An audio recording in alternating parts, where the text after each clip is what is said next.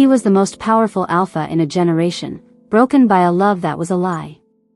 She was a mute omega with no pack, no voice, and nothing left to lose. Their bond should have been impossible. Their love would redefine the very meaning of strength. He found her in a small clearing, backed against a granite outcrop. A large, gray wolf, ribs stark against its matted coat. It was cornered, panting, eyes wide with a terror so raw it was almost a physical force. Kaelen shifted in a ripple of power and sound, his own form exploding into something larger, darker, infinitely more dangerous. His alpha form was a weapon, and he wielded it with cold precision. He advanced, a low, commanding snarl tearing from his throat, demanding submission. The gray wolf didn't snarl back. It whined, a high, pitiful sound, and cowered, lowering its belly to the ground in utter surrender. But it wasn't the submission that stopped him dead. It was the eyes. Behind the animal fear was a sharp, startling clarity. An intelligence. A plea. The feral scent was wrong. It was layered over another scent, something softer. Earthy. Like damp cedar and wild violets. Before he could process it, the air shimmered. The wolf wasn't shifting, it was collapsing. The form shrank, contorted, and where the beast had been, a person now lay curled on the frozen ground. A woman. Naked. Terrified. Shaking so violently the leaves beneath her trembled. Kaelen froze, his hackles still raised, his snarl dying in his throat. An omega. His mind, a fortress built on suspicion, immediately began calculating the angles. A trap? A ploy? He took a step closer, his shadow falling over her. She flinched as if struck, squeezing her eyes shut, waiting for the blow. She made no move to cover herself. It wasn't a display of invitation, it was the absolute surrender of one who believes they are already dead. The humiliation of it was a cold knife in his gut. This was not the calculated vulnerability he'd been trained to expect. Her skin was pale and smudged with dirt and old bruises. A fine web of silvery scars, old and poorly healed, mapped a history of hardship across her back and legs. Her hair, a tangled mess of chestnut brown, hid her face. "Who sent you?" His voice was a graveled command, echoing in the silent clearing. She didn't answer. She only trembled harder. "Look at me," he demanded, the alpha power lacing his words, compelling obedience. Her head lifted slowly.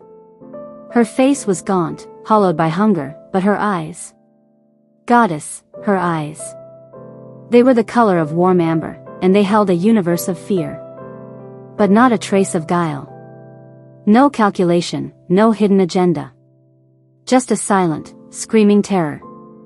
Her mouth opened. She was trying to speak. But no sound came out. Only a desperate, ragged exhalation. Panic flared in her gaze. Her hands came up, not to ward him off, but to fly in a frantic, elegant dance between them. She was signing. His breath hitched. He didn't know sign language. But he didn't need to. The meaning was as clear as the tears now tracking through the grime on her cheeks. "Please. Don't. Mercy." This was no assassin. No spy from a rival pack. This was a ghost. A broken thing, fleeing something far worse than him. The memory struck him like a physical blow, Lyra's laugh, light and cruel. "Really, Kaelen, your brutish solutions are so tedious. Can't you see a more subtle game is being played?" This was not a game. This was raw, real, and dying at his feet. The cold, efficient alpha inside him screamed to finish this, to eliminate the weakness, the complication. But the man beneath, the one he'd buried and shackled deep within, looked into those silent, amber eyes and saw a reflection of his own caged pain. The command to kill died on his lips. He shifted back to his human form in a rush of displaced energy. Moving slowly, telegraphing his every move, he unclasped the thick, wool-lined cloak from his shoulders. The air was biting cold on his own skin, but he ignored it. He didn't speak. Words were useless here. He merely knelt, the mighty Alpha brought to his knees not by force, but by a silent plea, and draped the warm cloak over her shivering, naked body. The fabric settled around her. She flinched at the contact, then stilled. Her wide, terrified eyes were locked on his, searching for the trick, the cruelty to come. She smelled of fear and the forest. And under it all, that faint, soft scent of cedar and violets. He saw the exact moment she registered the absence of violence. The tension in her shoulders didn't leave, but it fractured. A single, silent sob racked her frame. Kaelen didn't touch her further. He simply rose, a towering figure against the darkening sky, and made the decision that would unravel his entire world. "Come," he said, his voice low, stripped of all its former menace. It was just a word. An offer. "You are safe now." He didn't know if it was a lie. But for the first time in a decade, he wanted it to be the truth. The walk back to the Nightfang stronghold was a silent, surreal procession. Kaelen led the way, his posture rigid, every sense screaming in dissonance. The familiar path, usually a comfort, felt alien. The weight of the decision he'd just made pressed on him like a physical yoke. Behind him, he could hear her. Not her footsteps, she moved with a ghost silence, a skill born of a life spent not being heard. He could feel her. The whisper of the cloak against the undergrowth. The ragged, near-silent hitch of her breathing. The scent of her, that strange, soft cedar violet note cutting through the pungent aroma of her fear and his own cloak, which smelled of him, frost, iron, and pine. It was the most intimate thing he'd experienced in years, his scent enveloping a stranger. His wolf, usually a simmering beast of pure instinct, was quiet. Not calm, but watchful. Curious. It was disconcerting. Every few steps, he fought the urge to look back. Was she still there? Had she bolted? Was this all an elaborate ruse, and a knife would find his back? The old lessons, carved into his soul by the Silvermans, hissed their warnings. They are all players, Kaelen. Every one. Especially the pretty, helpless ones. Their vulnerability is a weapon. But the image of her hands, those delicate fingers weaving a desperate language of mercy in the cold air, was burned onto his retinas. It had been the most honest thing he'd seen in a decade. They broke through the tree-line. The stronghold lay ahead, a formidable structure of dark stone and sharp angles, built into the side of the mountain. Torches flickered at the gates, casting long, dancing shadows. The sight of it usually filled him with a sense of grim ownership. Tonight, it felt like a cage he was about to lead a wounded bird into. As they approached the main gate, two of his betas, Rhys and Torvin, emerged from their posts. Their eyes, wolf-bright in the gloom, swept over him, then passed him to the figure huddled in his cloak. Their postures shifted immediately from alert to confused. Their sense spiked with surprise and a thread of protectiveness, not for him, but for the unknown she brought with her. "Alpha?" Rhys, the younger of the two, took a step forward, his gaze fixed on the woman. "We caught the feral scent. We were mobilizing a patrol. Is this?" "The threat is dealt with," Kaelen said, his voice colder than he intended. He didn't stop walking, forcing them to fall in step beside him. This one was its prey. He felt her shrink behind him, the whisper of the cloak growing fainter as she tried to make herself smaller, to disappear into the fabric that smelled of him. Torvin, older and sharper, sniffed the air. "She's hurt. And terrified." His tone held no accusation, only a blunt assessment. "The infirmary?" The word sent a jolt through Kaelen. The sterile, bright lights. The prying questions. The scent of antiseptic that would smell like pain to her. It would be a fresh hell. "No," he said, the command absolute. "My wing. Send for Lyra." A beat of stunned silence. Rhys actually stumbled. The Luna?" The title tasted like ash in Kaelen's mouth. Lyra had claimed it, but she had never earned it. "No," Kaelen bit out, the correction a snarl. Not her. Send for the old healer. Lyra. Now. He had not spoken the old woman's name in years. She was a relic from his father's time, quiet, unassuming, and had no loyalty to the new order his mate had tried to install. Understanding dawned on Torvin's face. He gave a sharp nod. Right away, Alpha. They entered the main hall. The warmth of the great fire hit them, a wall of heat after the forest cold. The sudden shift from the silent, natural world to the man-made cavern of stone and timber was jarring. The clatter of a dropped plate from the kitchens echoed like a gunshot. The woman behind him froze. He heard her breath catch, a tiny, strangled sound. He stopped walking and turned, finally, to look at her. She was clutching the edges of the cloak together, her knuckles white. Her face was a pale moon in the shadow of the hood, her amber eyes wide, darting around the vast space, taking in the high ceilings, the banners, the sheer oppressive power of his home. She looked like a rabbit surrounded by wolves. Because she was. He saw the exact moment she recognized her situation. Trapped. In the fortress of an alpha she didn't know. Surrounded by his people. A low, pathetic whine escaped her, a sound so purely animal, so devoid of any human artifice, that it sliced through the last of his defenses. It was the sound of pure, unadulterated despair. Without thinking, he did something he never did. He breached the distance between them. He didn't touch her. He simply moved closer, blocking her view of the hall, of the curious glances starting to come their way. He made himself the only thing in her world. His size, which he knew could be threatening, he used as a shield. He lowered his voice, so only she could hear. Look at me. Her panicked eyes snapped to his. Breathe, he commanded, but the edge was gone from his voice. It was low, almost rough. Just breathe. With me.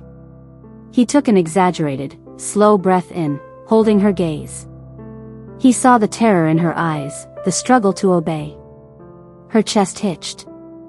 Then, she mimicked him, a shuddering inhalation. He exhaled, long and slow. She followed, a tremulous stream of air. In. Out. The world narrowed to the space between them. The crackle of the fire faded. The scent of his betas faded. There was only her scent, her terrified eyes, and the impossible, silent rhythm of their shared breath. It was the most vulnerable he had been in front of another person since his escape. He was not commanding a subject.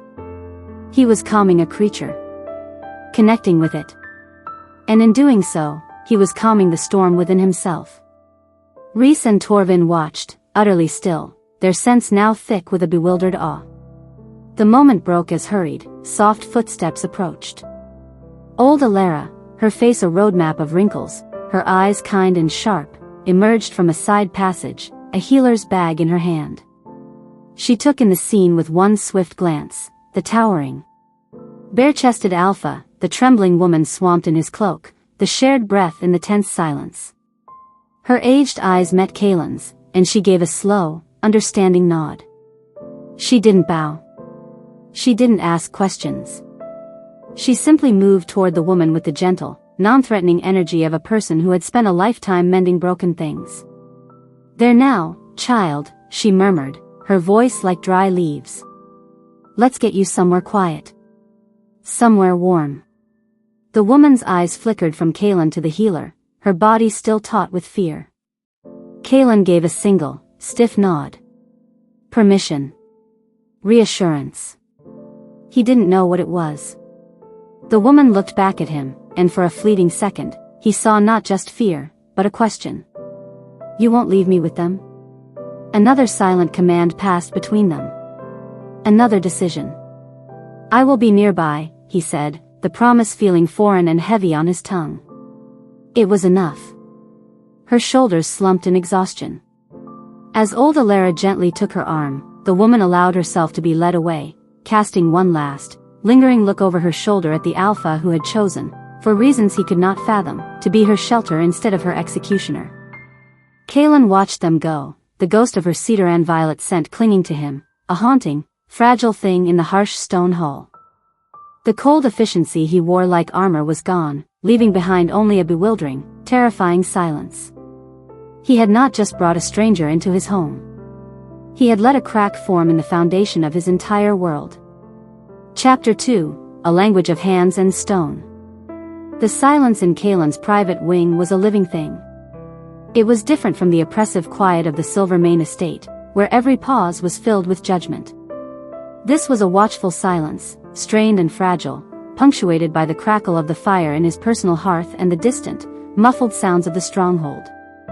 Kaelen stood by the window, a glass of amber whiskey untouched in his hand. He was shirtless, the chill of the night still on his skin, but he barely felt it. His entire being was focused on the closed door to the adjacent guest chamber. Behind it, old Lyra was tending to the ghost. His mind was a battlefield. The part of him honed by betrayal screamed that this was a catastrophic lapse in judgment. He'd brought an unknown, potentially dangerous element into the heart of his power. He'd shown weakness in front of his betas. He'd been gentle. The word felt like a foreign object in his psyche. But beneath the cold analysis, a deeper, more unsettling truth echoed. The feel of her tremors through his cloak. The absolute absence of guile in her scent. The raw, silent scream in her eyes that mirrored the one that had lived in his own soul for so long. The door clicked open.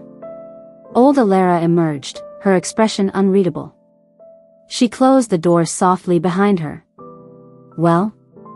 Kaelen's voice was rougher than he intended. Lyra turned her keen eyes on him. She will live. Malnourished. Exhausted. A sprained wrist, old bruises, newer cuts. Nothing a few weeks of rest and good food won't mend. She paused, her gaze lingering on the white-knuckled grip he had on his glass. The body is simple to fix, Alpha.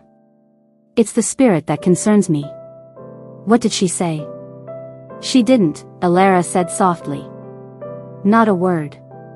But she speaks volumes. She flinched every time I moved too fast. She watched my hands, not my eyes, anticipating a blow. When I offered her a sedative tea, she looked at it as if it were poison. The old healer's voice dropped to a whisper. Someone has taught her that kindness has a price. A very high one. The words landed like punches. Kaelen looked away, out at the blackness of the night. He knew that lesson intimately. She has a name, he asked, his throat tight. She wrote it for me. Lyra. Lyra placed a small, folded piece of paper on the table beside him. She asked for you. Kaelen's head snapped around. Asked? In her way. She kept looking toward the door. Toward where she last saw you. The fear is still there, Alpha, but it's tangled with something else. Curiosity, perhaps. You are an unknown variable. But you are the variable that did not hurt her. After Lyra left, Kaelen stood alone in the silence. Lyra. He unfolded the paper. The name was written in a hesitant, but elegant script. It suited her. He should leave. Send a beta to guard the door. Re-establish the distance that kept him safe. Instead, he found himself moving toward her door. He knocked once, a soft tap, and waited. There was no answer. He pushed the door open just enough to see inside. She was sitting up in the large bed, dwarfed by it. She was wearing one of his old linen shirts, the fabric swallowing her slight frame. Her hair was clean, a rich chestnut brown now, and fell around her shoulders. She looked younger. More fragile. And utterly terrified again. Her eyes were fixed on him, wide and unblinking. In her hands, she clutched a piece of charcoal and a sheaf of paper Lyra must have left her. Her knuckles were white. He didn't enter. He stood in the threshold, a boundary between their worlds. Lyra, he said, and her name felt strange and weighty on his tongue. She flinched at the sound, but her gaze didn't waver. He needed to know about the rogue. The practical, Alpha part of his mind seized on the excuse. It was a valid reason to be here, to demand answers. "The wolf you were fleeing," he began, his tone shifting back to command. "I need to know what it is. What it looks like. Where you last saw it." Her panic intensified. He saw her throat work, trying to form words that wouldn't come. Her hands fluttered, a aborted, frantic movement. She wanted to obey, to communicate, but the conduit was broken. The frustration and fear on her face were a physical pain to witness. He saw her eyes dart around the room, searching for a tool, anything. They landed on a small, flat piece of soapstone that served as a paperweight on the bedside table. In a sudden, desperate move, she grabbed it and the charcoal. She ignored the paper. Instead, she turned the soapstone over in her hands, her movements becoming swift, sure. The charcoal bit into the soft stone. She wasn't writing. She was carving. Kaelen watched, mesmerized, as her fear seemed to channel itself into her hands. The frantic energy vanished, replaced by a focused, intense concentration. The only sounds were the rapid, sure scraping of charcoal on stone and her quick, shallow breaths. In less than a minute, she held out her hands. In the palm of her trembling hand lay the soapstone. Kaelen's breath left his body. It was the rogue wolf. Rendered in stunning, horrifying detail. Every matted clump of fur, every savage glint in its mad eyes, the particular way its lip was scarred and curled back from a broken fang. It was more than a drawing, it was a portrait of pure menace. The artistry was breathtaking. It was a talent that spoke of endless hours of silent observation, of a need to express a world of feeling through the only outlet available. He reached for it, and his fingers brushed against her palm. The contact was electric. A jolt of sensation, warm and sharp, shot up his arm. She gasped, a tiny, soundless hitch of air, and snatched her hand back, cradling it to her chest as if burned. He held the stone carving. It was still warm from her skin. He could smell her scent on it, that cedar and violet, now mixed with the dust of the stone and the charcoal. He looked from the terrifyingly accurate image to her face. The fear was still there, but it was now mingled with something else, a faint, hesitant pride. She had communicated. She had been understood. The external threat, the rogue, suddenly felt secondary. Inconsequential compared to the discovery in his hand. "You did this?" he asked, his voice barely a whisper. "Just now?" She gave a single, jerky nod, her eyes fixed on the carving in his hand. 1,000 questions erupted in his mind. Who was she? Where did she come from? Who had given her this gift and then made her so afraid to use her voice? The protective urge that had risen in the forest now solidified into something fierce and unyielding. He looked at the carving again, then back at her. The cold, suspicious Alpha demanded a full interrogation. The man who had been broken saw only a kindred spirit, another soul who spoke in a language no one else understood. He made his choice. He didn't thank her. Praise felt like it would shatter the moment. Instead, he gave a slow, deliberate nod, his stormy eyes holding her amber ones. "I see it," he said, his voice low and gravelly with an emotion he couldn't name. "I understand." The tension in her shoulders eased by a fraction. A single, silent tear traced a path down her cheek, but she didn't break eye contact. It was not a tear of fear this time. It was one of profound, staggering relief. He had asked for a description. She had given him a masterpiece. And in doing so, she had handed him the first key to the fortress of her silence. Chapter 3, The Echo of a Gilded Cage. For 3 days, a tense, quiet rhythm established itself in the Alpha's wing. Kaelen was a ghost in his own home, his presence a constant, watchful hum at the edge of Lyra's awareness. He did not crowd her. He did not demand. His method was one of silent observation, a language she understood far better than words. He left things for her. A set of proper carving tools, fine and sharp, appeared on the desk in her room beside a stack of fresh wood blocks and slabs of soapstone. There was no note. The offering was simply there, an unspoken acknowledgement of her skill and a permission to use it. Her meals were brought by old Lyra or a stern-faced beta named Torvin, whose scent was of leather and loyalty, not threat. Kaelen himself never delivered them, but he was always nearby. Lyra would catch glimpses of him through her partially open door, pacing the hall, speaking in a low rumble with his betas, or standing statue still by the large window, staring out at his territory. She began to chart his moods by the set of his shoulders and the subtle shifts in his scent. Frost and iron when he was in his alpha mindset, dealing with pack matters. A quieter, more complex note, like petrichor after a storm, when he was simply still. She was carving when the world broke in.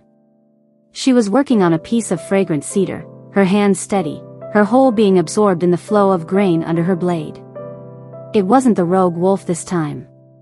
It was a vague, formless shape her heart was guiding her to make, something about the curve of a powerful shoulder, the intensity of a watchful gaze. The sound of raised, polished voices echoed from the great hall below, slicing through the sanctuary of the wing. Lyra flinched, the knife slipping and nicking her thumb. A bead of blood welled up. She barely noticed. One voice was unfamiliar, male, dripping with a condescending warmth that felt like ice. The other was Kaelen's. But it was not the calm, controlled rumble she'd grown accustomed to. This was lower. Colder. A sound that promised violence. Her heart began a frantic drum against her ribs. The scent of the air changed. The familiar, safe scents of wood smoke and pine were being overwhelmed by something foreign. Expensive cologne. Polished leather. And underneath it, something rotten, something cloyingly sweet, like flowers left to rot in a vase. Down in the great hall, Kaelen felt the walls of his mind closing in. The scent hit him first, a decade-old trigger that sent a wave of nausea through him. Platinum ambra and night-blooming jasmine. The signature scent of the Silvermane family. He descended the main staircase like a king approaching his own execution, his face a mask of cold stone. Two figures stood in the center of his hall, looking as out of place as diamonds in a mud pit. Silas Silvermane, impeccably dressed in a tailored wool coat, a smile on his face that didn't reach his cold, calculating eyes.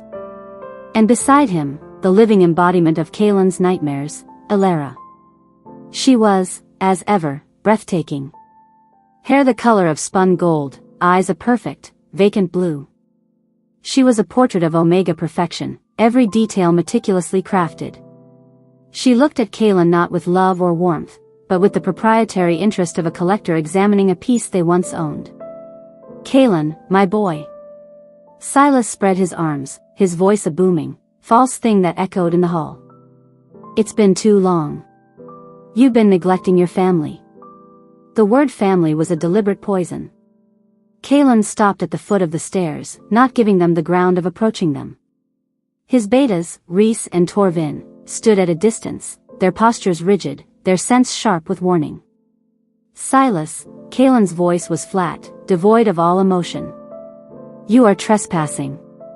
Lyra's laugh was a light, tinkling sound that grated on his nerves like shattered glass. Oh, don't be so dramatic, Kaelen. We heard the most interesting rumor.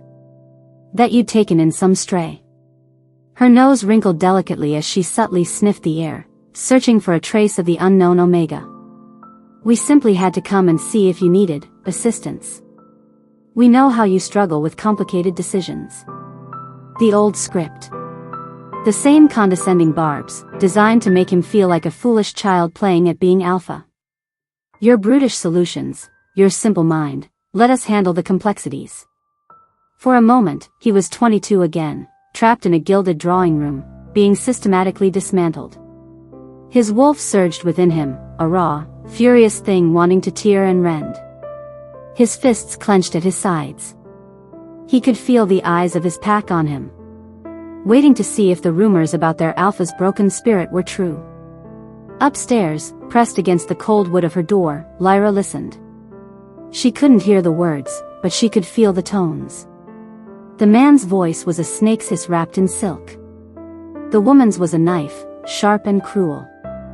And Kaelen's, his was the sound of a beast caught in a trap, trying to roar through its pain. A memory, sharp and visceral, ambushed her. The wealthy alpha from a neighboring pack who'd visited her family. His polished boots. His cold eyes scanning their meager holdings, his lip curled in disgust. The way he'd looked at her, a silent, broken thing, and laughed. What use is a mute omega? She can't even scream properly. The humiliation had been a hot, thick wave, drowning her. This was the same. This was that same brand of cruel, casual power. She could smell Kaelen, distress now, a bitter, metallic tang cutting through his usual storm and pine scent. He was in pain.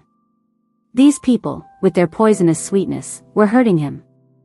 Without thought, driven by an instinct she didn't understand, her hand went to the door handle. Down below, Silas was talking, his voice oozing false concern. Simply concerned for the stability of your pack, Kaelen. An unknown, feral omega? It reeks of poor judgment.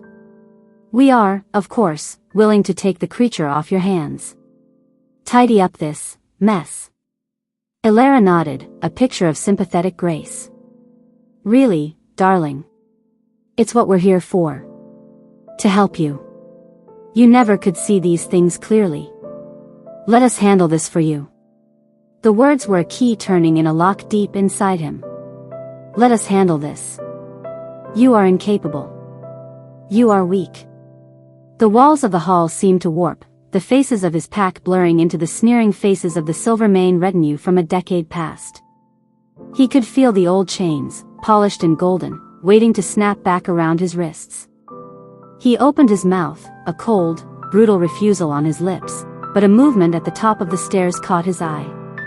Lyra. She stood there, one hand on the banister, barefoot and clad only in his oversized shirt. Her hair was a mess, her face pale, but her eyes. Her amber eyes were not on him. They were fixed on the Silvermans. And they blazed with a fury that was utterly silent and terrifying in its intensity. She didn't snarl. She didn't posture. She simply stood there, a silent, furious ghost, and her presence was a shockwave. Everyone froze. Lyra's perfect mask of condescension slipped into genuine, startled disgust. What is that? Lyra's gaze swept over Lyra, from her perfectly coiffed hair to her expensive boots, and in that one, scorching look, she conveyed a universe of contempt. It was the most eloquent insult Kaelen had ever witnessed. Then her eyes found his. In them, he didn't see a plea for protection. He saw a fierce, protective fury. For him. The spell broke. The ghosts of his past shriveled in the face of this raw, present reality. This strange, silent Omega, who he had shielded, was now shielding him. She was standing her ground against the very monsters who had made him. The cold fury inside him melted, reforged into something white-hot and pure. He turned back to the Silvermans, and this time, his voice was not cold. It was quiet. Deadly. And it echoed with the absolute, unassailable authority of a true alpha. The only creatures here who need to be taken off my hands, he said, each word a hammer blow, are you. He took a step forward, and his power rolled through the hall, a physical force. You are not my family. You are a stain on my memory. You will leave my territory. Now. If your scent pollutes my air again, I will consider it an act of war. Silas's face went purple with rage. Lyra's was white with shock. The carefully constructed narrative of his weakness shattered at their feet. Without another word, without a backward glance at Lyra, Kaelen turned his back on them, a final, supreme act of dismissal. He trusted his betas to see them out. He stood there, breathing heavily, listening to the sputtered protests and the eventual, retreating footsteps. The cloying scent began to recede. The battle was won. But the war inside him had just begun. And it was all because of the silent, furious ghost who had just chosen his side. The great oak doors of the stronghold boomed shut, the sound final, echoing through the suddenly silent hall. The oppressive, cloying scent of the Silvermans was already being chased away by the drafts of cold air and the familiar, grounding smells of home, stone, wood smoke, pine. Kaelen did not move. His back was still to the room, to the stairs, to her. His broad shoulders were rigid, his hands clenched into white-knuckled fists at his sides. The adrenaline of the confrontation was ebbing, leaving a violent, trembling void in its wake. He could feel it, the old, familiar pull of the abyss, the cold numbness that always followed a brush with his past. He was teetering on the edge of a familiar darkness. He had shown his hand. He had revealed his weakness, his rage, to his pack, to his enemies, and to her. The cold, controlled alpha was gone, and in his place was a raw, exposed nerve. Shame, hot and acidic, warred with the residual fury. He had lost control. A soft sound behind him. Not a footstep. The barest whisper of fabric on stone. Lyra. He'd forgotten she was there. Forgotten that she had witnessed the entire, ugly spectacle.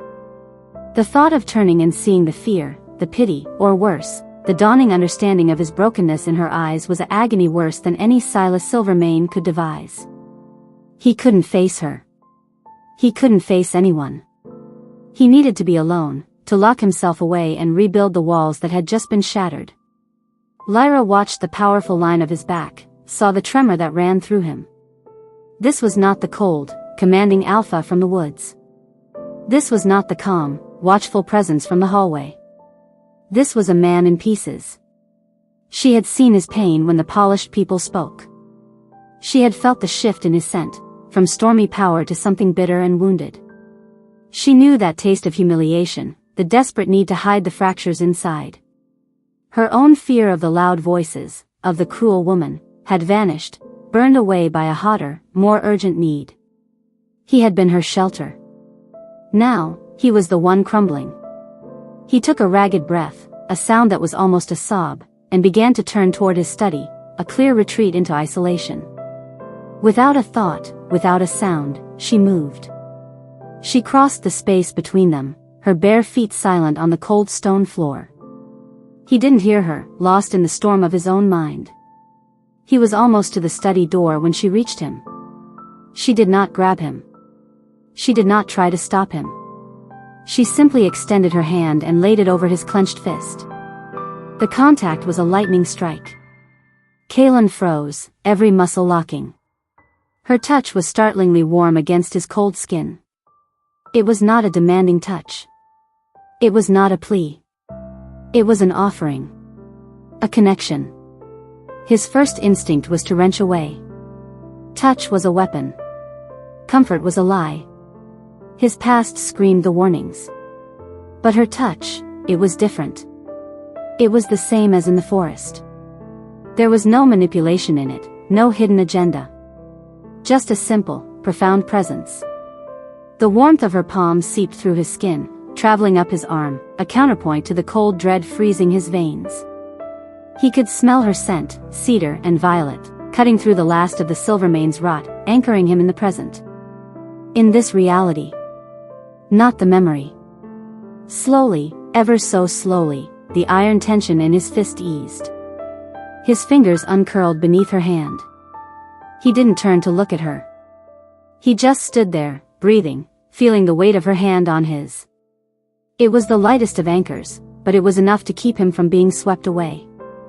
He could feel the faint calluses on her fingertips, the marks of her art, her voice. He could feel the steady, calm beat of her pulse against his knuckles. This was her language. And in this moment, it was the only language that could reach him. The world narrowed to that single point of contact. The grand hall, the watching betas, who had wisely faded into the shadows, the lingering ghost of the confrontation, it all fell away. There was only the feel of her skin on his, the synchronizing of their breath. He wasn't the powerful alpha. She wasn't the broken omega. They were just two wounded creatures, offering each other a moment of peace in the aftermath of a storm. After a small eternity, he turned his hand over, palm up, beneath hers. An invitation. A surrender. Her fingers didn't hesitate. They slid against his palm, lacing with his in a grip that was surprisingly strong. It was not a romantic gesture. It was something deeper. A pact. A understanding. Finally, he found the courage to turn and look at her. Her face was tilted up to his, her amber eyes wide and clear. There was no pity there. No fear. There was only a deep, unwavering empathy. And a fierce, protective light that mirrored the one he'd felt blazing from her on the stairs. She had seen his darkness, and she had not flinched. She had simply reached across the void and taken his hand. He saw the question in her eyes. "Are you still with me?" He tightened his grip on her hand, the first conscious, voluntary touch he had initiated since finding her in the woods. His voice, when it came, was rough, scraped raw from the inside. "I'm here," he whispered. And for the first time in a decade, he truly was. Chapter 4, The Trust of a Touch. He didn't lead her to his study, that cold, formal room of strategy and isolation. Instead, wordlessly, still holding her hand, he turned toward the one place in the stronghold that felt like a sanctuary, his private sitting room, adjacent to his bedchamber. It was a space his pack rarely saw. It was sparsely furnished, but lived in. A large, worn leather armchair sat by the fireplace, a gray wool blanket tossed over its arm.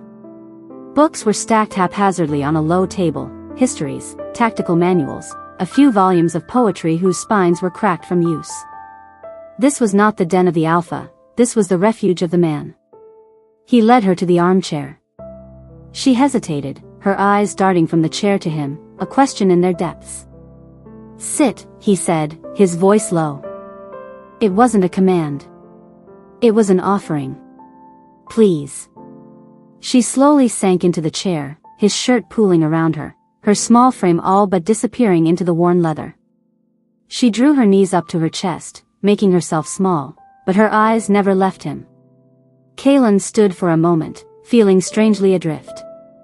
The adrenaline had faded completely, leaving a hollow, aching fatigue. The spot on his hand where her skin had touched his still tingled. He moved to the hearth, needing to do something with his hands, and knelt to build up the fire. The simple, physical task was a balm. The snap of kindling, the scent of pine resin as it caught flame, the gradual spread of warmth. He focused on it, using the ritual to steady his breathing, to quiet the echoes of Silas's voice in his mind. When the fire was crackling steadily, he didn't return to his usual stance by the window.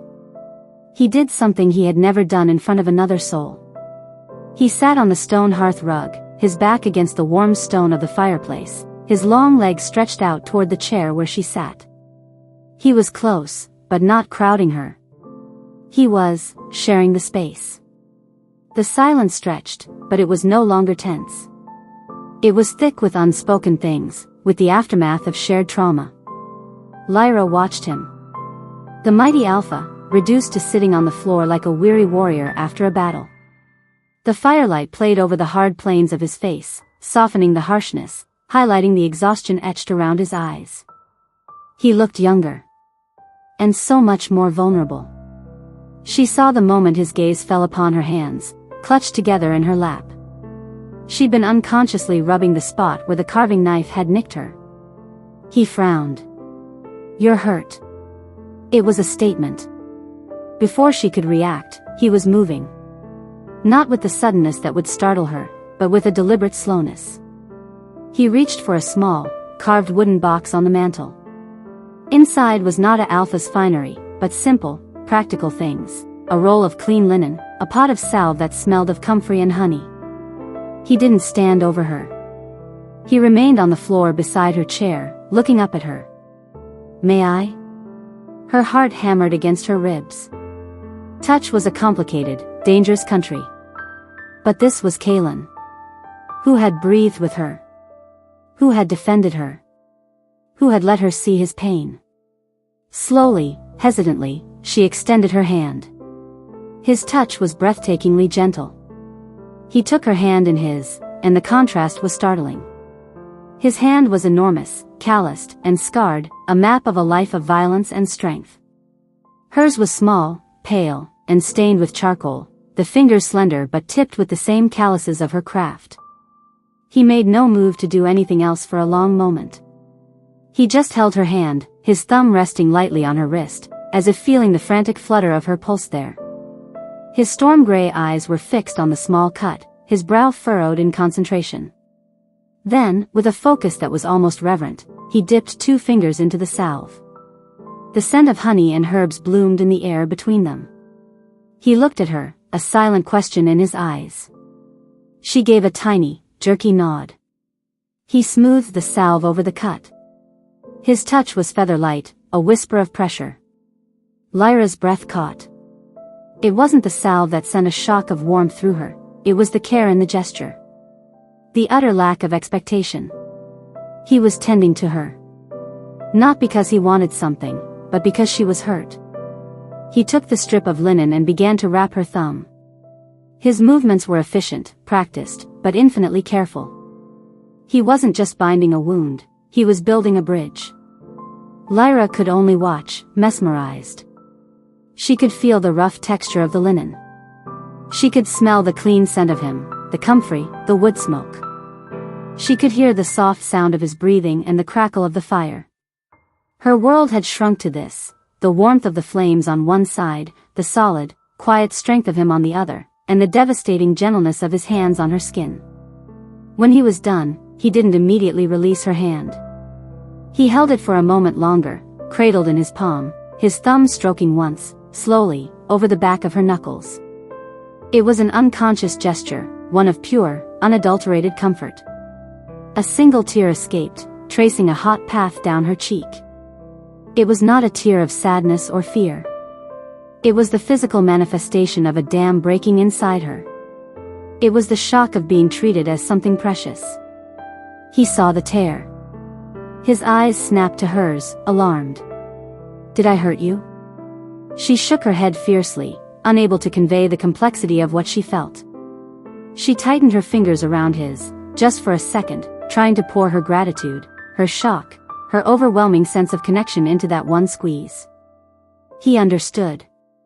The alarm in his eyes softened into something else, something deep and wondering. He looked down at their joined hands, her small one lost in his, the white bandage a stark contrast against both their skin. "Lyra," he whispered, her name a prayer on his lips. He slowly, giving her every chance to pull away, brought her hand to his face. He didn't kiss it. He simply pressed his forehead against their clasped hands, his eyes closed. It was a gesture of ultimate vulnerability, of trust. The Alpha, bowing his head to the Omega. She felt the warmth of his skin, the slight stubble on his brow. She felt the weight of his surrender. In the language of touch, he was speaking volumes. "I trust you. I am here with you. Thank you for pulling me back." They stayed like that for a long time, suspended in the firelit silence, 2 broken souls finding a common language in the quiet trust of a touch. The ghosts of the past were still there, lurking in the shadows, but for now, they held no power. There was only the warmth of the fire, the scent of honey and cedar, and the profound peace of a silence that needed no words. Chapter 5, The Portrait of a Scarred Soul. Kaelen woke at first light, a habit ingrained too deep to break. For a moment, he lay still in the pre-dawn grayness, the events of the previous night feeling like a vivid, fragile dream. The confrontation. The crushing weight of the past. The touch of her hand. The memory of it sent a current through him, a sensation so foreign he couldn't name it. He flexed his hand, half expecting to feel the ghost of her warmth still there. He had left her asleep in the armchair, tucked beneath the gray wool blanket, the fire banked to embers. He'd stood over her for a long time, watching the even rise and fall of her breath, the way her lashes fanned against her cheeks in sleep. She had looked peaceful. For the first time, unafraid. He dressed quietly, the silence of the wing feeling different now. It wasn't empty, it was filled with her presence. The scent of her, cedar and violets, lingered in the air, mingling with the wood smoke and his own scent, creating a new, unique perfume that was solely theirs. He needed to check on her. The need was a physical pull, an urgency that had nothing to do with alpha duty and everything to do with the man who had shared a moment of devastating vulnerability. He pushed open the door to the sitting room. The chair was empty, the blanket folded neatly over its arm. A spear of irrational fear lanced through him. Had she fled? Had the intensity of the night before been too much? Then he heard it. A soft, rhythmic scraping sound from the open doorway of her bedchamber. He moved to the doorway and stopped, his breath catching in his throat. Lyra was sitting cross-legged on the floor by the window, bathed in the weak morning light. She was surrounded by wood shavings that curled like pale petals on the dark floorboards. In her hands was a block of rich, dark walnut. Her tools were scattered around her, and she was wholly absorbed in her work, her brow furrowed in concentration, her bottom lip caught between her teeth. She was carving. But it wasn't the rogue wolf. It wasn't an animal at all. It was a face. His face. She was capturing him not as the cold, imposing alpha, but as he had been last night. The lines of weariness around the eyes.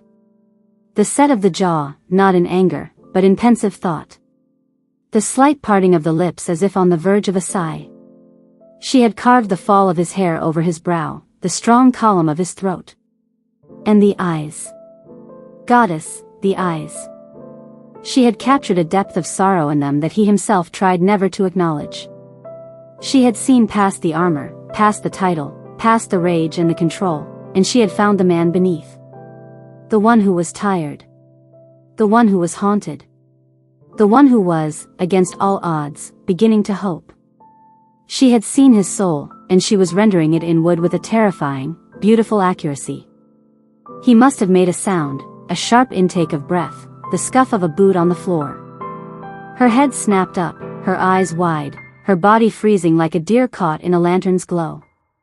Her gaze flew from his face to the carving in her hands, and pure, unadulterated panic flooded her features. It was the look of someone who had revealed a secret they never meant to tell.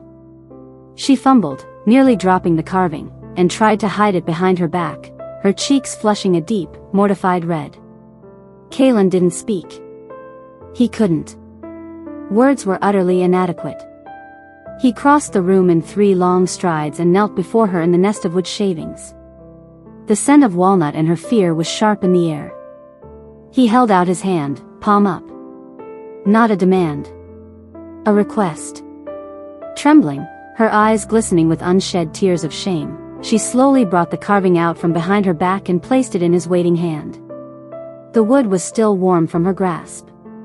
He turned it over, his fingers tracing the lines she had carved. It was more than a likeness. It was an understanding. It was empathy made tangible. She had taken his pain, his vulnerability, and she had not turned away from it. She had studied it. She had honored it. She had given it form. He looked from the carving to her face. She was braced for anger, for rejection, for the cold withdrawal she clearly expected. She had seen too much, and she knew the price of such knowledge. Lyra, he breathed, his voice thick with an emotion so vast it threatened to drown him. He didn't tell her it was beautiful. He didn't thank her. Those responses felt too small, too trivial for the magnitude of what she had given him. Instead, he did the only thing that felt true.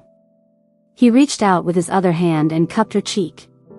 His thumb, rough and calloused, stroked away a tear that had escaped to track down her skin. Her eyes widened, the panic receding, replaced by a stunned confusion. She leaned into his touch almost imperceptibly, a silent question in her amber gaze. He held the carving between them, his eyes locked on hers. "You see me," he said, the words a raw confession. It wasn't an accusation. It was the most profound acknowledgement he had ever offered another person. Her breath hitched. She understood. Slowly, she lifted her own hand and placed it over his, the one that held the carving. Her touch was a seal. A confirmation. "Yes. I see you. And I am not afraid of what I see." In that moment, something fundamental shifted within Kaelen. The walls he had spent a decade constructing, the fortress around his heart, didn't just develop a crack. They crumbled. The love that had been quietly taking root in the dark, fertile soil of his broken spirit burst into full, undeniable bloom. He wasn't falling in love with her despite her silence. He was falling in love with her because of the profound, soul-deep way she communicated. She didn't need words to tell him she understood. She had carved his truth into existence. He stayed there, kneeling before her, holding the portrait of his own scarred soul in his hands, her touch anchoring him to the present, to her. The rising sun filled the room with a soft, golden light, illuminating the dust motes dancing around them like tiny stars. He was laid bare, seen in all his broken glory, and for the first time in his life, he did not feel the need to hide. Chapter 6, The Thread of the Past. The fragile peace of the morning was shattered by the sound of hurried, heavy footsteps in the outer hall. The moment broke. Lyra's hand slipped from his, her gaze darting toward the door, the familiar fear snapping back into place. Kaelen's face hardened in an instant, the vulnerable man replaced by the alpha. He rose to his feet, placing the carving of his own face carefully on the windowsill as if storing the feeling it represented for safekeeping. Alpha. It was Rhys's voice, tight with urgency. He stopped at the open doorway, his eyes taking in the scene, Kaelen standing protectively near a kneeling, wide-eyed Lyra, the intimate scatter of wood shavings on the floor. He had the decency to look abashed at the interruption, but his scent was sharp with alarm. "Report," Kaelen said, his voice the familiar, clipped tone of command. "A messenger. From the Silvermans." Rhys held out a single, crisp piece of expensive parchment, sealed with their crest, a stylized wolf head crowned with jewels. He demanded a response. Kaelen took the letter, his jaw tightening. He didn't need to open it.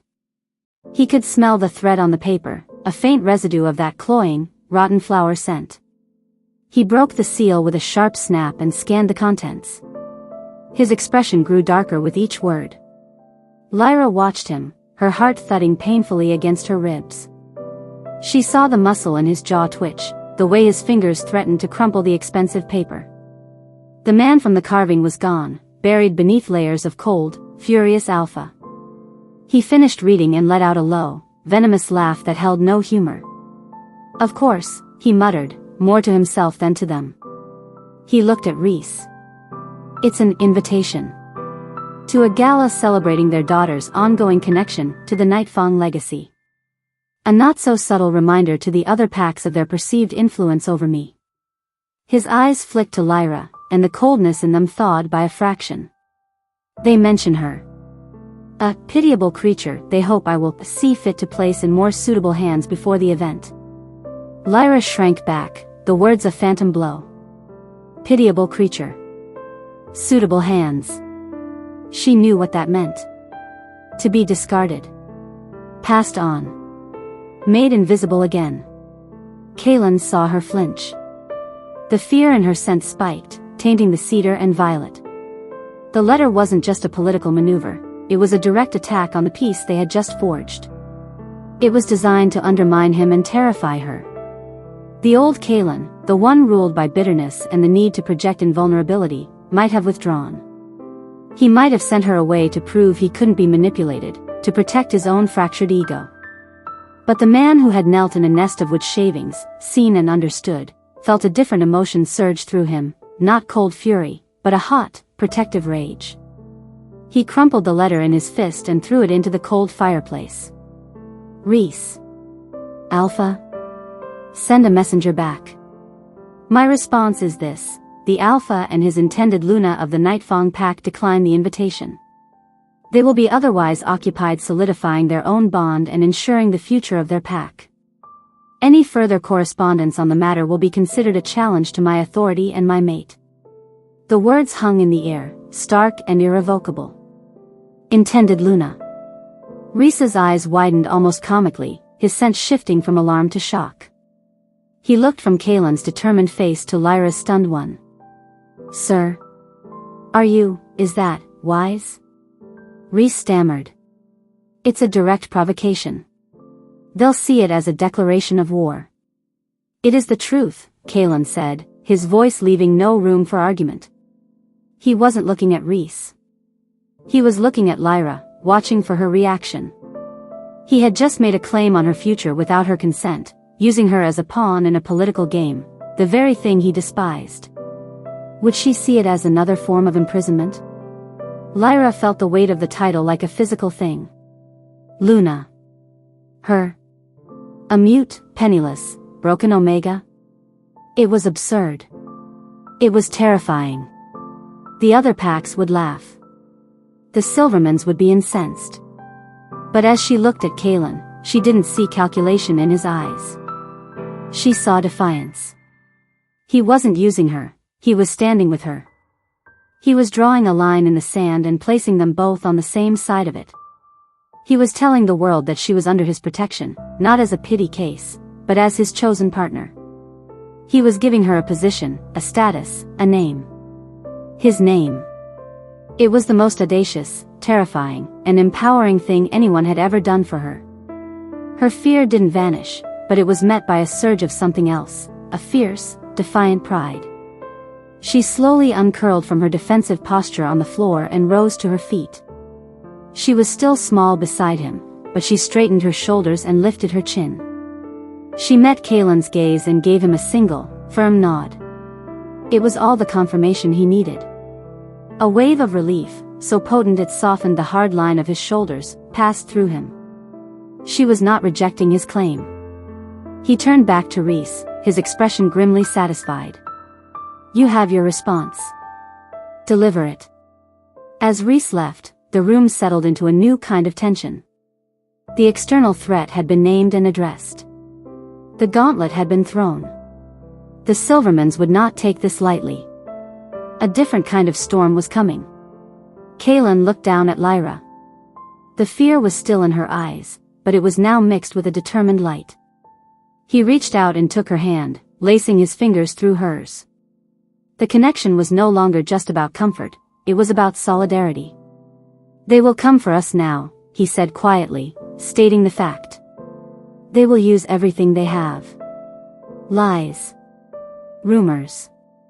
Threats. Lyra squeezed his hand.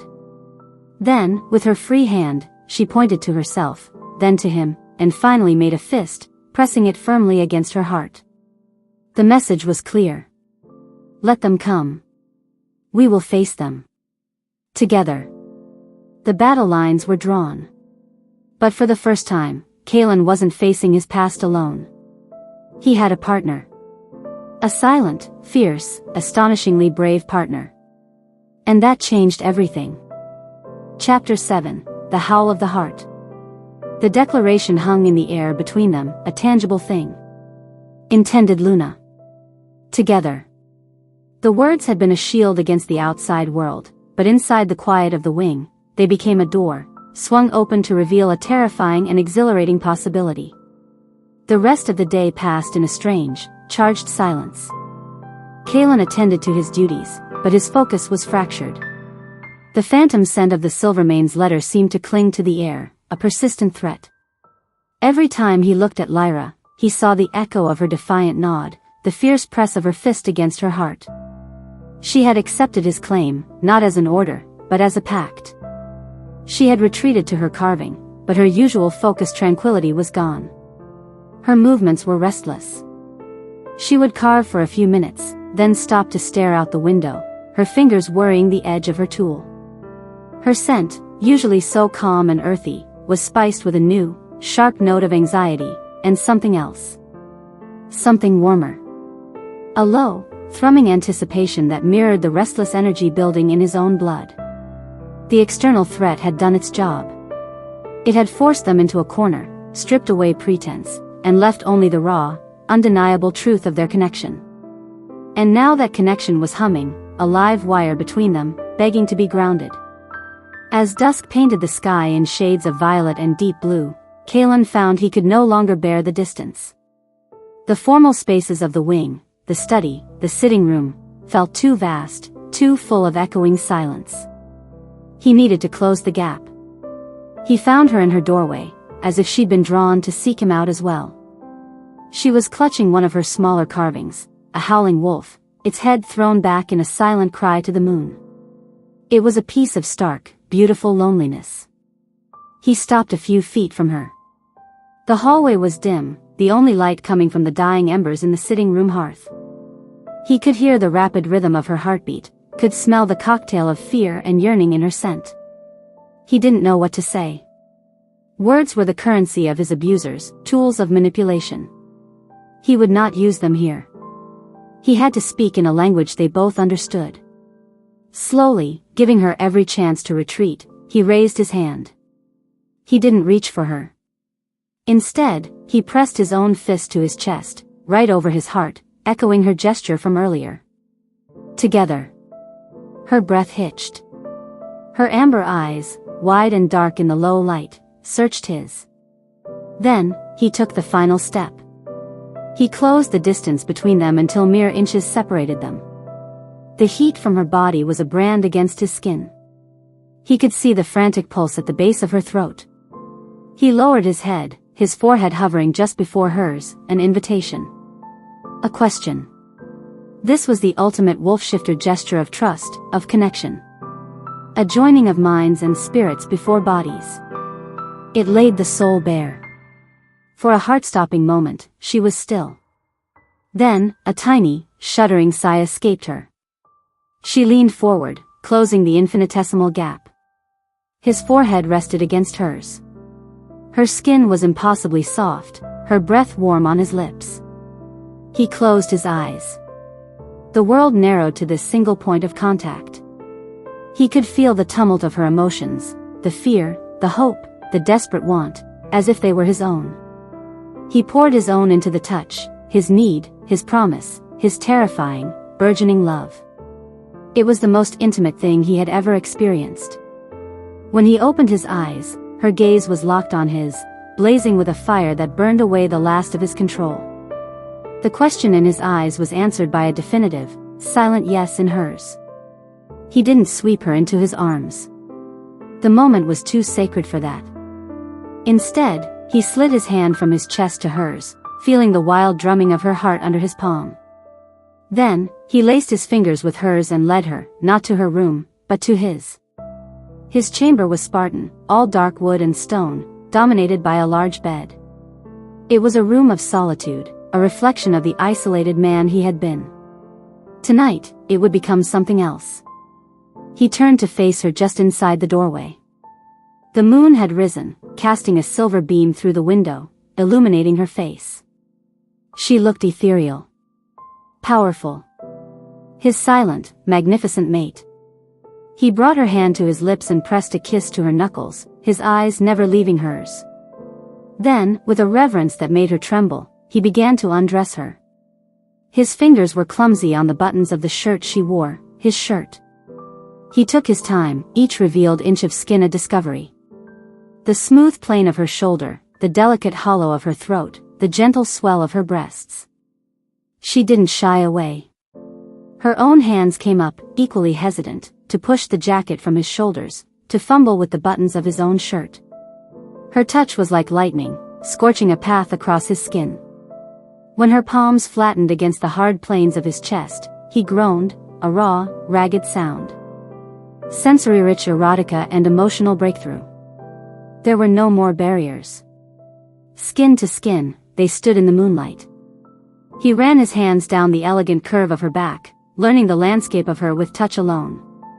He buried his face in the crook of her neck, inhaling her scent, cedar and violet, and now, the unmistakable, intoxicating fragrance of her desire. It was the most beautiful thing he had ever smelled. He tasted the salt on her skin. He listened to the broken, soundless gasp she made when his lips found a sensitive spot behind her ear. He felt the way her body arched into his, not in submission, but in offering. When he laid her back on the furs of his bed, it was not an act of conquest. It was a surrender. He worshipped her with his hands, his mouth, his body, learning what made her tremble, what made her clutch at his shoulders, what made her eyes screw shut in overwhelmed sensation. Every touch was a question. Every gasp was an answer. For Lyra, it was a revelation. Touch had so often been a precursor to pain. Now, under Kaelen's hands, it was being rewritten. It was a language of adoration. The rough calluses on his palms were a tender abrasion. The weight of his body was a security, not a prison. The low growls rumbling in his chest were not threats, but hymns. She could only express herself through touch in return, mapping the scars on his back, tangling her hands in his hair, pulling him closer, deeper. When he finally joined their bodies, it was with a slow, devastating intensity that made them both cry out, him a choked groan, her a silent, open-mouthed gasp. It was not just a physical joining. It was the final shattering of the walls between them. He moved within her, his rhythm a slow, deep claiming that was as much emotional as it was physical. He watched her face, every flicker of pleasure, every shadow of vulnerability, committing it all to memory. The climax, when it broke over them, was not a frantic peak but a deep, rolling wave that seemed to go on forever. It was a release of more than physical tension. It was the shedding of past trauma, the silent howl of two lonely hearts finally finding their home. Afterward, he didn't pull away. He collapsed beside her, gathering her against him, tucking her head under his chin. Their skin was slick, their hearts hammering against each other's in a slowing, synchronized rhythm. The room smelled of them, of sex and sweat and that unique, combined scent that was now theirs. He felt the dampness of tears on his chest and tightened his arms around her. But when he tilted her chin up, he saw they were not tears of sadness. Her eyes were luminous in the dark, filled with a peace and a wonder that stole his breath. She touched his face, her fingers tracing his lips, his jaw, as if memorizing him. No words were spoken. None were needed. Kaelen held her, the silent, fierce, beautiful woman who had seen his scars and kissed them, and felt a peace settle over his soul that he had never known was possible. The war with the Silvermans was coming. The external threats were real. But in this room, in this bed, with her breath evening out against his skin, he had found his true strength. Not in cold control, but in the vulnerable, howling silence of a heart finally heard. Chapter 8, The Shadow of the Rogue. The world beyond their sanctuary did not pause for their revelation. The peace of the following days, a time of soft glances, shared silence, and the profound intimacy of waking up tangled together, was shattered by a scout's frantic return. Kaelen was in the training yard, a place he usually used to exorcise his demons through physical exertion. Today, he was showing Lyra how to hold a throwing knife, his body a solid, warm presence behind hers, his hands gently correcting her grip. It was an excuse for touch, for the simple joy of being near her. She was laughing, a silent, breathy exhalation he felt more than heard, her head tilted back against his shoulder. The moment fractured as Torvin ran into the yard, his sense sharp with adrenaline and the coppery tang of blood. Alpha. The western border. It's the rogue. It took down 2 sentries. Mauled them badly. The warmth bled from Kaelen's body, replaced by the cold, familiar mantle of leadership. Lyra stiffened in his arms, her playful mood vanishing. Her head snapped toward Torvin, her eyes wide with a fear that was now personal. The carving she'd made of the beast flashed in both their minds. The men? Kaelen's voice was hard. Alive. But it's a message. The thing is cunning. It's not just feral, it's hunting us. The external threat was no longer a rumor or a trail in the woods. It was here. And it had drawn first blood. Kaelen's first, gut instinct was the old one, to lock Lyra away in the safest part of the stronghold, surround her with guards, and go out to meet the threat alone. To be the solitary, brutal solution. He looked down at her. Her face was pale, but her jaw was set. She wasn't the terrified creature from the woods anymore. She was his intended Luna, and her pack was under attack. In his study, maps were spread across the table. His betas, Reese, Torvin, and 2 others, crowded around, their voices a low, tense rumble of strategy and aggression. Flank it here, drive it toward the cliffs. Needs a full hunting party, Alpha. Nothing less. It's learned our patterns. It's anticipating us. Kaelen listened, his fingers steepled, his gaze on the map but not seeing it. He could feel the old ways pulling at him. The cold, efficient isolation. The belief that connection was a liability in battle. He could feel the ghost of Silas Silvermane whispering that emotion would get his people killed. He felt a light touch on his arm. Lyra stood beside him. She had followed him in, a silent shadow. She ignored the surprised and slightly disapproving looks from some of the older betas. Her eyes were only for Kaelen. She placed a small, flat piece of wood on the map, right over the ravine where the attack had happened. On it, she had carved a single, powerful word. Together. She then pointed to herself, her expression fierce and unwavering. She wasn't asking. She was telling him. A murmur went through the betas. Alpha, you can't be serious. It's too dangerous for an Omega, one began. Kaelen held up a hand, cutting him off. He wasn't looking at his beta. He was looking at Lyra, at the unwavering resolve in her eyes.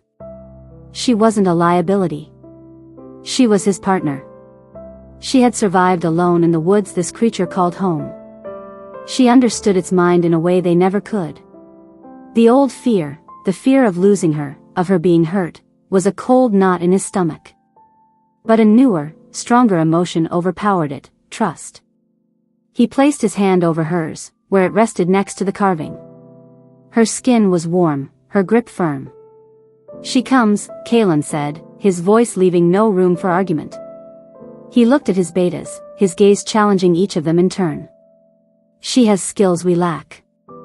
And she is your Luna. You will follow her lead as you would mine. The betas fell silent, the alphas will cementing the command. But the respect in their eyes, when they looked at Lyra now, was new. It was earned. The forest was a different place at night, hunting a predator. The air was cold, the shadows deep and menacing. The hunting party moved with lethal silence, but Kaelen's awareness was split. One part was tuned to every snap of a twig, every shift in the wind, tracking the rogue's foul scent. The other part was laser-focused on Lyra, a pace behind him. She moved like a wraith, her steps silent, her eyes missing nothing. She wasn't a warrior, but she was a survivor. She pointed out disturbed leaf litter he would have missed, a scratch on a tree bark at an unnatural height. She was reading the story of the beast's passage in a language only she understood. They found it near a creek bed. It was larger than Kaelen remembered, a hulking mass of matted fur and raw, savage power. Its eyes glowed with a sickly yellow light in the darkness. It wasn't just mad, it was wrong. A perversion of their nature. The fight was brutal and swift. The betas attacked with coordinated fury, but the beast was preternaturally fast, its movements unpredictable. It seemed to anticipate their every move. Kaelen fought with cold, ruthless efficiency, a whirlwind of teeth and claws. But his focus was his weakness. A split second, his eyes darted to Lyra, ensuring she was safe. It was all the opening the rogue needed. It lunged, not at Kaelen, but past him, its true target revealed. It had been toying with the betas. It wanted the Omega. The vulnerable one. Kaelen roared, a sound of pure, unadulterated terror, but he was off balance, too far away. Lyra didn't scream. She didn't freeze. Years of surviving on her own took over. As the beast leaped, she dropped and rolled, not away, but under its reach, coming up behind it in a move that was too fast, too unexpected for a creature of its size. As it landed, confused, she didn't try to attack it. She threw a weighted net she'd fashioned from strong vines during their trek, a trap, a hunter's trick. The net tangled its legs, and the beast stumbled with an enraged snarl. That 1 second of distraction was all Kaelen needed. He was on it, his fury a white-hot force. He didn't just fight to kill, he fought to eradicate. To protect what was his. It was over in moments. Silence descended, broken only by the heavy panting of the betas and the thundering of Kaelen's heart. He stood over the massive, still form, his chest heaving, blood dripping from his claws. Then he was moving, shoving past his men. He found Lyra standing a few feet away, her body trembling, her hands clenched at her sides. There was a long, shallow scratch across her arm from a stray claw, a testament to how close it had been. He didn't care about the blood. He didn't care about his men watching. He grabbed her, his hands framing her face, his eyes wild as he scanned her for injuries. "You're hurt," he growled, his voice rough with fear and adrenaline. She shook her head, her hands coming up to grip his wrists. Her touch was steadying. She pointed to the scratch and gave a small, dismissive shake of her head. "It's nothing." Then her eyes went past him, to the dead beast, and back to his face. Her expression was not one of terror, but of fierce satisfaction. "We did it." The betas gathered around, their sense now shifting from battle-ready to awe. They looked from the clever, makeshift net to the dead rogue, to their alpha holding their Luna as if she were the most precious thing in the world. Torvin gave a slow, respectful nod.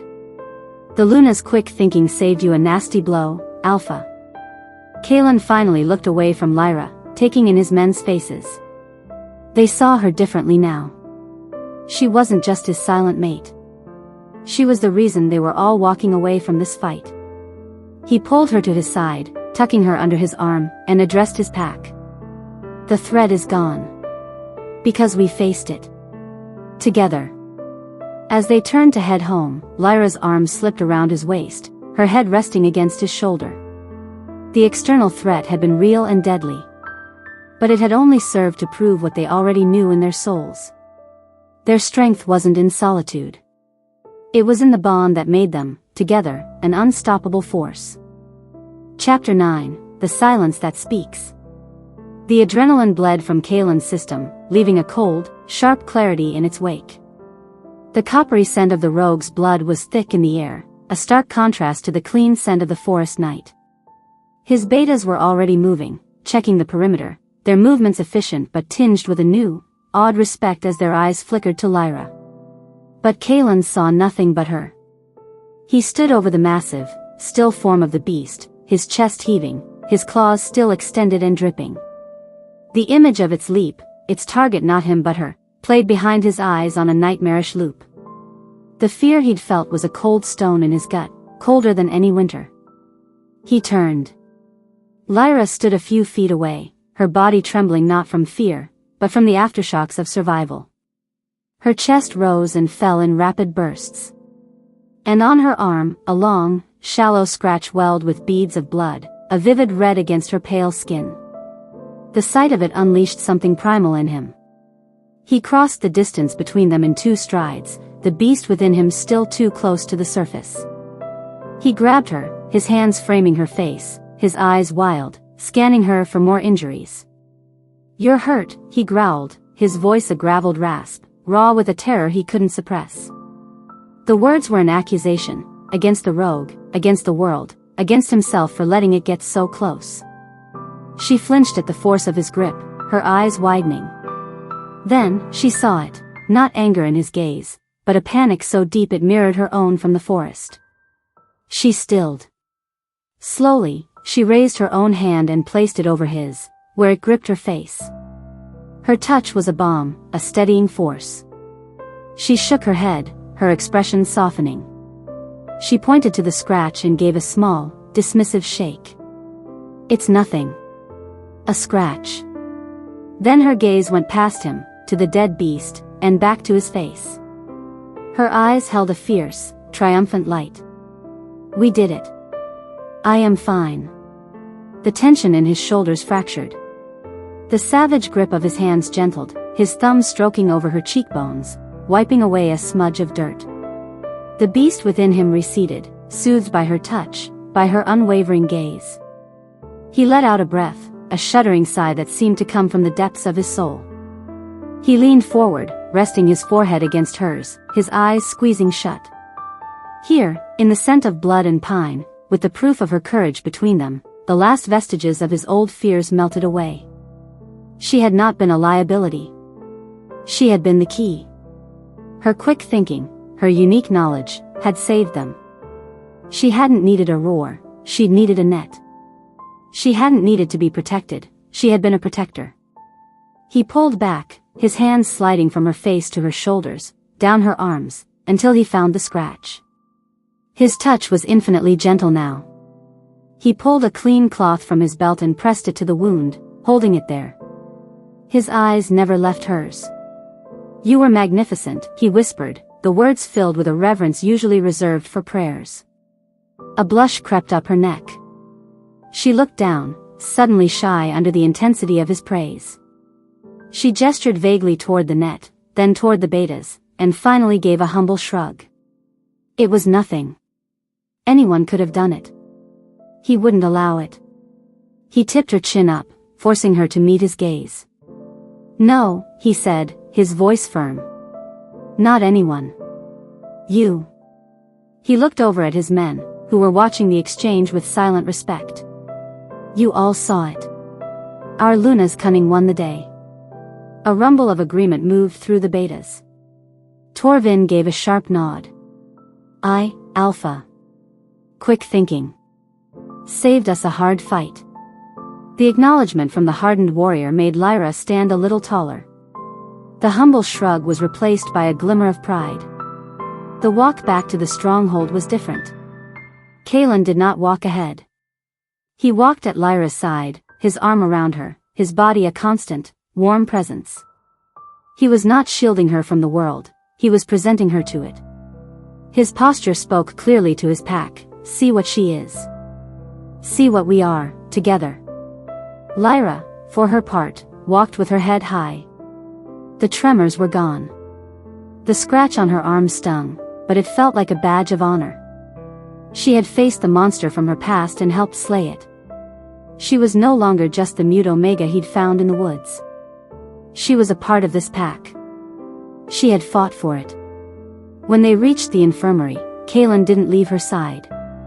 He watched as old Lyra cleaned and dressed the scratch, his presence a silent, imposing vigil.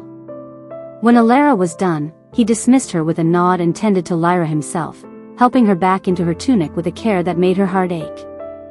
That night, in the quiet of their chamber, the silence between them was different. It wasn't the fragile, getting-to-know-you silence of before, or the charged, passionate silence of their first joining. This was a deep, settled silence. The silence of partners who had been tested and had not been found wanting. He held her, his fingers gently tracing the bandage on her arm. They will talk, he said quietly into the dark. The other packs. The Silvermans. What happened tonight, it changes things. Lyra nodded against his chest. She knew. She had proven herself not just to her pack, but to herself. The thought of the outside world judgment still brought a flicker of anxiety, but it was a small flame compared to the bonfire of confidence now burning within her. She tilted her head up and kissed his jaw, a firm, reassuring press of her lips. Then, she took his hand and placed it over her heart, letting him feel its strong, steady beat. She held it there, her gaze unwavering. The message was clear. Let them talk. We are here. We are strong. Together. The external threats hadn't vanished. But in the silent understanding that passed between them, they knew, whatever came next, they would face it not as a broken alpha and a mute omega, but as Kaelen and Lyra. And that made all the difference in the world. Chapter 10, A Song Without Words. The stronghold hummed with a new energy. The defeat of the rogue was more than a victory, it was a transformation. The story of the Luna who fought not with claws, but with cunning, who stood beside her alpha instead of cowering behind him, spread through the pack like wildfire. The respect that had been given out of duty to Kaelen's claim was now given freely to Lyra herself. But the shadow of the Silvermans still loomed. Kaelen's very public rejection and Lyra's subsequent elevation had been a slap in the face, and a pack like the Silvermans traded in reputation above all else.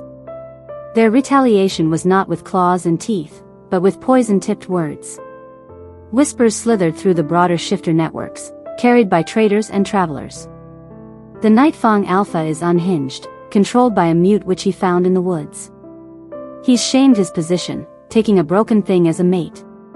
The pack is weak, led by sentiment instead of strength. Kaelen heard the rumors. He saw the way some of the older, more traditional pack members would glance at Lyra, then quickly look away, doubt in their eyes. The external conflict was no longer a physical threat, it was a battle for the soul of his pack, for Lyra's rightful place in it. He found her in her workshop, her hands covered in fine wood dust.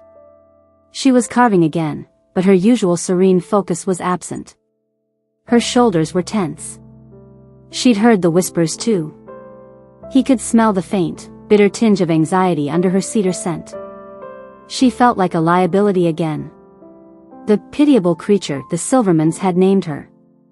He knelt beside her chair, placing a hand on her knee. She looked up, and the vulnerability in her eyes was a physical pain in his chest.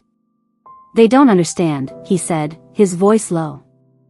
"They see your silence as weakness. They don't know it's your greatest strength." She gave a sad, small smile and gestured to her throat, then shook her head. The message was clear. How can I lead them if I cannot speak? Her doubt ignited a fierce certainty in him. He would not let the poisonous words of his past destroy their future. He would not let her believe, for 1 second, that she was anything less than perfect. He had a plan. It was reckless. It was unprecedented. And it was the only thing that felt true. He called for a full pack gathering at the heart of the stronghold, in the great hall where the Silvermans had been humiliated. The entire pack assembled, their sense a mix of curiosity, concern, and lingering doubt. They expected a speech. A reaffirmation of strength. A alpha's roar to silence the rumors. Kaelen stood before them, every inch the powerful leader. But he did not stand alone. He held Lyra's hand, his grip firm and sure. She stood beside him, her head high, though he could feel the fine tremors in her fingers. He looked out over his people, his gaze sweeping across the faces of the betas who had fought with them, the elders who doubted, the young who watched with hopeful eyes. "You have heard the whispers from beyond our borders," he began, his voice carrying easily through the silent hall. "They say your alpha is weak. They say my chosen Luna is broken. They say our pack is led by sentiment." A low murmur rippled through the crowd. "They are wrong," he stated, his voice dropping, compelling absolute attention. "They are wrong because they measure strength by the volume of a roar. They measure wisdom by the cleverness of a lie. I was taught that lesson once, in a gilded cage, by experts in manipulation. I will not be taught it again." He turned to Lyra then, his entire demeanor shifting. The commanding alpha faded, and only the man remained, his love for her blazing in his stormy eyes for all to see. "My mate's strength is not in her voice. It is in her hands, which can create beauty from a block of wood and truth from a piece of stone. It is in her eyes, which see past armor and straight into the soul. It is in her heart, which is the bravest and most resilient heart I have ever known." He brought her hand to his lips and kissed her palm, a gesture of such intimate reverence that the entire hall held its breath. "She is my equal. My partner. My Luna. And her silence is not a void. It is a language. And it is time you all learn to listen." He turned back to the pack, but he did not speak again. Instead, he did what Lyra had taught him to do. He communicated. He brought their clasped hands up and pressed them over his own heart, letting them feel the steady, powerful beat beneath. "This is my truth. This is my strength." Then, he slowly lowered himself to one knee before her, a king bowing to his queen, an alpha honoring his Luna in the most profound way possible. He looked up at her, his expression laid bare for the entire pack to see, every bit of love, every ounce of respect, every shred of unwavering devotion. The message was deafening in its silence. "I follow her lead as you follow mine. Her worth is not defined by her voice, but by my allegiance. And my allegiance is to her, completely." A choked sob came from the crowd. Old Lyra, her hand over her heart, tears streaming down her wrinkled cheeks. One by one, the betas who had fought beside her, Reese, Torvin, lowered their heads in a bow, not of submission, but of deepest respect. The doubt in the elders' eyes shattered, replaced by dawning awe. The young ones watched, learning a new, powerful definition of love and leadership. Lyra stood before her pack, her alpha on his knee at her feet, and the last of her fear melted away. The tremors in her hands stopped. She placed her free hand on Kaelen's head, a benediction, her touch gentle and sure. Then she looked out at her people. Her amber eyes, clear and fierce, swept over every face. She did not need to sign. She did not need to speak. In that moment, her posture, her grace, the love radiating from her, said everything that needed to be said. She was their Luna. And she would lead them, not with words, but with the profound, silent power of a heart that had been heard. Kaelen rose and stood beside her, his arms slipping around her waist. They faced their pack together, not as an alpha and his silent mate, but as two halves of a whole, a united front. The silence in the hall was no longer strained or doubtful. It was powerful. It was respectful. It was full of a new, unshakable understanding. The war was not over. The Silvermans would still scheme. But the battle for the heart of the Nightfang Pack had been won. Not with a roar, but with a silent, unwavering declaration of love. Their song had no words. But for the first time, the entire pack was listening, and it was the most beautiful thing they had ever heard. The silence in the great hall held for a long, breathless moment after Kaelen rose to stand beside Lyra.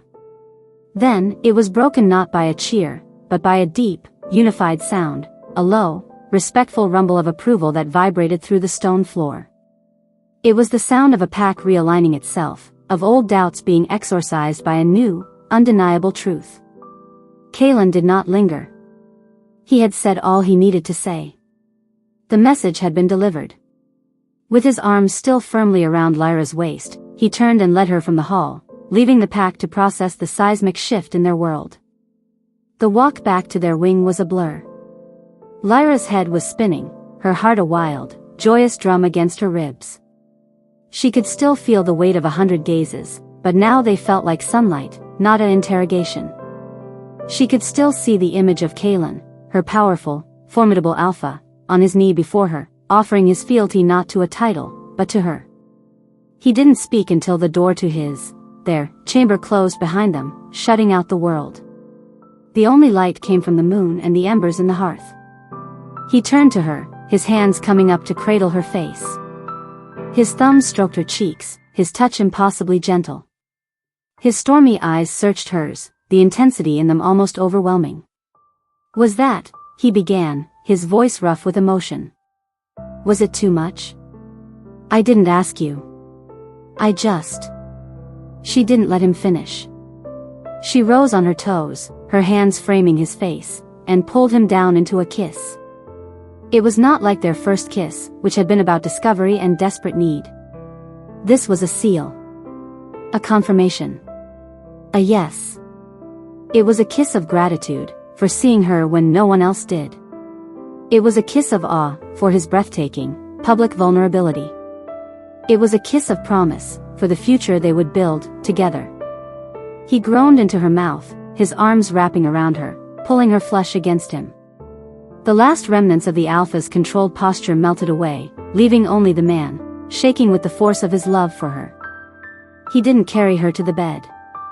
He walked her there, their steps a slow, synchronized dance, their mouths never parting. They undressed each other with a new, reverent slowness. There was no hurry, no frantic clawing at clothes. This was a ceremony. A rediscovery of territory that was now wholly, completely theirs. The moonlight silvered her skin as he laid her back on the furs. He followed her down, covering her body with his, but his weight was a comfort, a shelter. He propped himself on his elbows, looking down at her, his gaze drinking her in as if for the first time. "You are so beautiful," he whispered, the words a prayer. "Every part of you. Your silence, your hands, your heart. Everything." He began to worship her. His mouth traced the line of her jaw, the shell of her ear, the sensitive column of her throat. He learned the taste of her, sweet here, salty there, with the devotion of a man mapping sacred ground. His hands, those large, scarred instruments of war, were impossibly tender as they swept over the curve of her hip, the dip of her waist, the soft skin of her inner thigh. Lyra was lost in a haze of sensation. She could only feel the scratch of his stubble, the warm, wet stroke of his tongue, the solid, safe weight of him, the sound of his ragged breathing and the low, pleasured growls that rumbled in his chest, a vibration she felt deep in her own bones. She answered him with touch, her fingers tracing the scars on his back, not as flaws, but but as part of the story of the man she loved. When he finally entered her, it was with a slow, deliberate glide that made them both gasp. There was no barrier between them, physical or emotional. They were one being, one heart beating in two chests. He moved within her with a rhythm that was both possessive and reverent, his eyes locked on hers. In the dim light, she could see the love in his gaze, raw and unprotected. She could see the faint sheen of tears in his eyes. He was completely, utterly hers. Her own climax built not as a frantic peak, but as a deep, swelling wave of pure feeling. It was more than physical pleasure. It was the culmination of every silent plea, every moment of fear, every spark of hope that had brought her to this moment, to this man. It was an acceptance. A homecoming. She arched beneath him, her mouth open in a soundless cry, her body convulsing around his. Her fingers pressed into the muscles of his back, holding on as the world dissolved into blinding, white-hot light. His own release followed moments later, a hoarse, broken cry of her name as he spilled himself inside her, his body shuddering with the force of it. Afterward, he didn't collapse.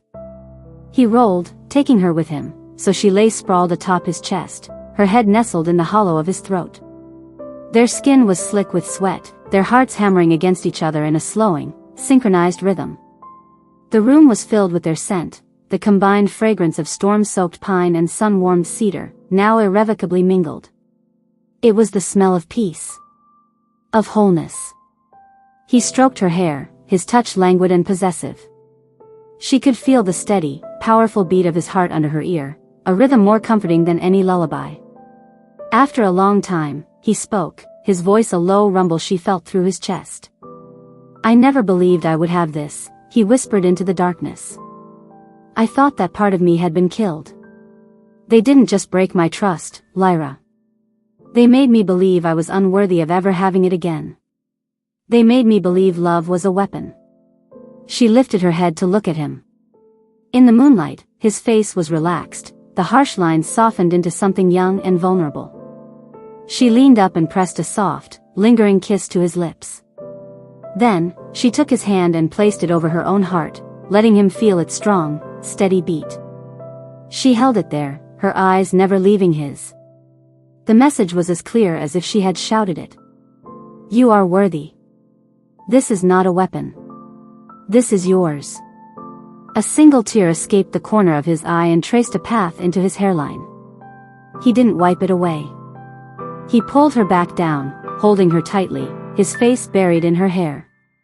They lay like that, entwined in the silent, moonlit room, two souls who had learned to speak the most important language of all. The war was over. The past was finally, truly, silent. All that was left was the future. And it was a song they would write together, without a single word.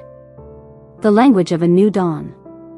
The change in the Nightfang stronghold was not a sudden revolution, but a gentle, pervasive thaw. The silence that had once been a marker of Kaelen's isolation and Lyra's fear became something else entirely, a comfortable, shared language. Weeks turned into a month. The threat of the Silvermans did not vanish, but it receded, becoming a distant storm cloud on a now clear horizon. Their poisonous whispers found no purchase in a pack that had seen its alpha kneel and its Luna stand tall. Respect for Lyra was no longer born of duty to Kaelen's command, but of genuine admiration. Pack members began to seek her out, not for commands, but for counsel. They would bring her a dispute over hunting grounds, and she would listen with her profound, patient silence, then carve a solution into a piece of wood, a divided stream to share, a tree with interlocked branches. Her wisdom, communicated through her art, became legend. Kaelen watched her bloom. The gauntness in her face filled out. The constant tension in her shoulders eased. She walked through the halls of the stronghold not as a ghost, but as its mistress. Her scent, cedar and violets, was now woven into the very fabric of the place, as fundamental as stone and timber. He, too, was changing. The coldness that had been his armor was rarely needed now. He laughed more, a real, deep sound that startled his betas at first, then made them grin. He led not from a place of grim necessity, but from a place of strength fortified by love. He delegated. He listened. He was a partner, not a dictator. One crisp morning, Kaelen found Lyra not in her workshop, but in the great hall. She was standing on a stool, a small pot of dark stain in one hand, a fine brush in the other. She was adding the final touches to a massive panel of light oak that now adorned the largest wall. It was her masterpiece. The carving depicted their story. On one side, a powerful, lone wolf, its head bowed under a crown of thorns, trapped in a gilded cage. On the other, a smaller, gentle wolf, cowering but with intelligent eyes, fleeing a monstrous, shadowy beast. In the center, the two wolves met, not in conflict, but in a quiet clearing, their foreheads touching in that ultimate gesture of trust. Below them, the pack was shown, not as a faceless mass, but as individual wolves, connected by flowing, intricate patterns that spoke of community and strength. It was their history, their pain, and their hope, rendered in breathtaking detail for all to see. It was a testament. A promise. The heart of their pack, laid bare on the wall for eternity. Kaelen came to stand behind her, wrapping his arms around her waist and resting his chin on her shoulder. He didn't speak. He just held her, looking at the story she had told. She leaned back into his embrace, setting down her tools. She pointed to the two wolves in the center, then tapped her finger over his heart, and then her own. This is us. This is who we are now. That night, they lay in their bed, the furs a warm nest against the chill. The moon was full, casting a bright path across the floor. Lyra was curled against Kaelen's side, her head on his chest, her finger idly tracing the scars there. Each one was a story, and she knew them all now. He was drifting towards sleep, lulled by the rhythm of her breathing and the profound peace in his soul, when her touch changed. She sat up slightly, her expression thoughtful in the moonlight. She took his hand and placed it palm up on his chest. Then, with her index finger, she began to draw on his skin. He held perfectly still, watching her. She wasn't carving now. This was a new language. One just for them. She drew a simple shape. A heart. Then she pointed to herself. My heart. Then she drew an arrow, piercing through the heart. She winced playfully, then smiled and pointed to him. You are in my heart. It was simple. Childlike. And it shattered him completely. Tears welled in his eyes. He captured her hand, brought it to his lips, and kissed each and every one of her calloused, talented fingers.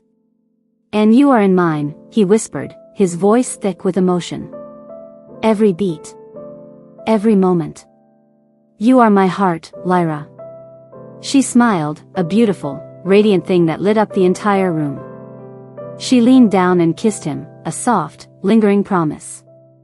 They settled back down, wrapped around each other. There were no more ghosts in the shadows, no echoes of past humiliations. The silence that enveloped them was deep and rich and full. It was the silence of a howl heard and answered. It was the silence of two souls who had learned that the most powerful declarations are often the ones never spoken aloud. Outside, the Nightfang Pack slept, secure and united. And in the heart of the stronghold, their Alpha and Luna slept too, their silent song the rhythm of a new, unbreakable peace. The story of the broken Alpha and the mute Omega was over.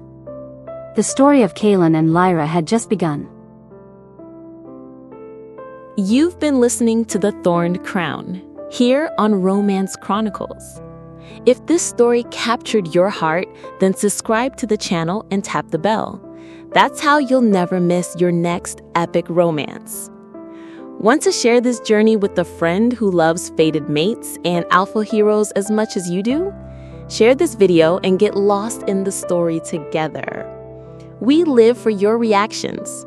Tell us in the comments, who was your favorite character? Until the next chronicle, I'm Georgina. Thank you for listening.